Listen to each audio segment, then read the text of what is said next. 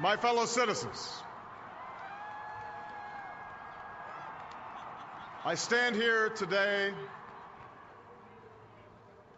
humbled by the task before us, grateful for the trust you've bestowed, mindful of the sacrifices borne by our ancestors.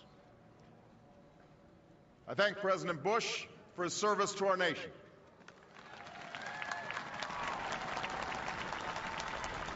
As well as the generosity and cooperation he has shown throughout this transition. 44 Americans have now taken the presidential oath. The words have been spoken during rising tides of prosperity and the still waters of peace. Yet, every so often, the oath is taken amidst gathering clouds and raging storms. At these moments, America has carried on not simply because of the skill or vision of those in high office, but because we, the people, have remained faithful to the ideals of our forebears and true to our founding documents. So it has been, so it must be with this generation of Americans. That we are in the midst of crisis is now well understood. Our nation is at war against a far-reaching network of violence and hatred. Our economy is badly weakened, a consequence of greed and irresponsibility on the part of some, but also our collective failure to make hard choices and prepare the nation for a new age. Homes have been lost, jobs shed, businesses shuttered. Our health care is too costly, our schools fail too many, and each day brings further evidence that the ways we use energy strengthen our adversaries and threaten our planet. These are the indicators of crisis, subject to data and statistics. Less measurable, but no less profound, is a sapping of confidence across our land. A nagging fear that America's decline is inevitable, that the next generation must lower its sights.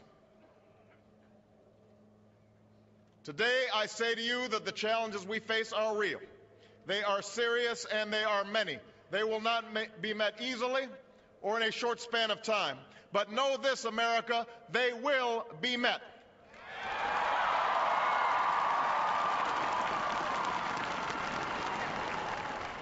On this day, we gather because we have chosen hope over fear, unity of purpose over conflict and discord. On this day, we come to proclaim an end to the petty grievances and false promises, the recriminations and worn-out dogmas that for far too long have strangled our politics. We remain a young nation, but in the words of Scripture, the time has come to set aside childish things. The time has come to reaffirm our enduring spirit, to choose our better history, to carry forward that precious gift, that noble idea passed on from generation to generation, the God-given promise that all are equal, all are free, and all deserve a chance to pursue their full measure of happiness.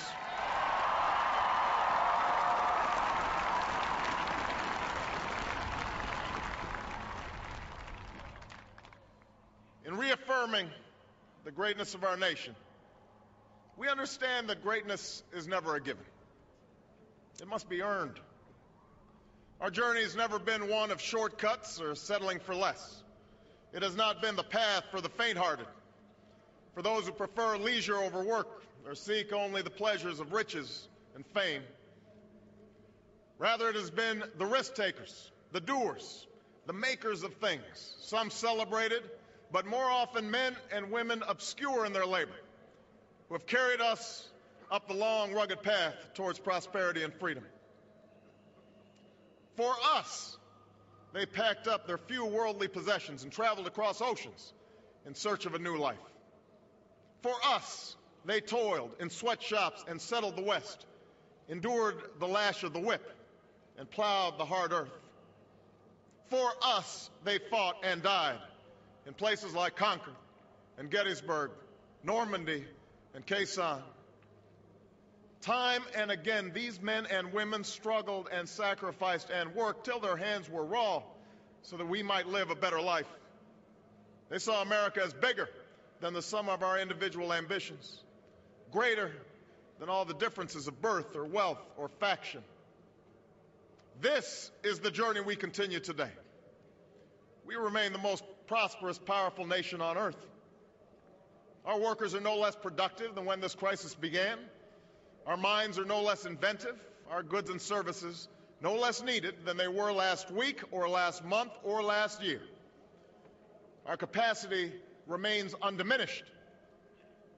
But our time of standing pat, of protecting narrow interests and putting off unpleasant decisions, that time has surely passed. Starting today, we must pick ourselves up, dust ourselves off, and begin again the work of remaking America.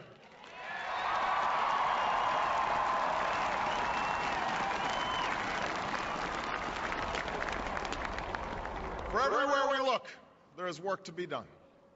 The state of our economy calls for action, bold and swift, and we will act, not only to create new jobs, but to lay a new foundation for growth. We will build the roads and bridges, the electric grids and digital lines that feed our commerce and bind us together. We will restore science to its rightful place and wield technology's wonders to raise healthcare's quality and lower its cost. We will harness the sun and the winds and the soil to fuel our cars and run our factories, and we will transform our schools and colleges and universities to meet the demands of a new age. All this we can do. All this we will do. Now, there are some who question the scale of our ambitions, who suggest that our system cannot tolerate too many big plans. Their memories are short, for they have forgotten what this country has already done, what free men and women can achieve when imagination is joined to common purpose and necessity to courage. What the cynics fail to understand is that the ground has shifted beneath them, that the stale political arguments that have consumed us for so long no longer apply. The question we ask today is not whether our government is too big or too small, but whether it works, whether it helps families find jobs at a decent wage, care they can afford, a retirement that is dignified. Where the answer is yes, we intend to move forward. Where the answer is no, programs will end. And those of us who manage the public's dollars will be held to account to spend wisely, reform bad habits, and do our business in the light of day, because only then can we restore the vital trust between a people and their government. Nor is the question before us whether the market is a force for good or ill. Its power to generate wealth and expand freedom is unmatched. But this crisis has reminded us that without a watchful eye, the market can spin out of control. The nation cannot prosper long when it favors only the prosperous. The success of our economy has always depended not just on the size of our gross domestic product, but on the reach of our prosperity, on the ability to extend opportunity to every willing heart, not out of charity, but because it is the surest route to our common good.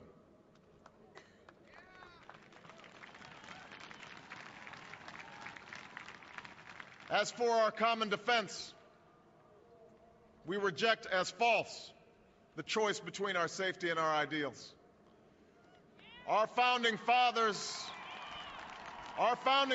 faced with perils that we can scarcely imagine, drafted a charter to assure the rule of law and the rights of man, a charter expanded by the blood of generations.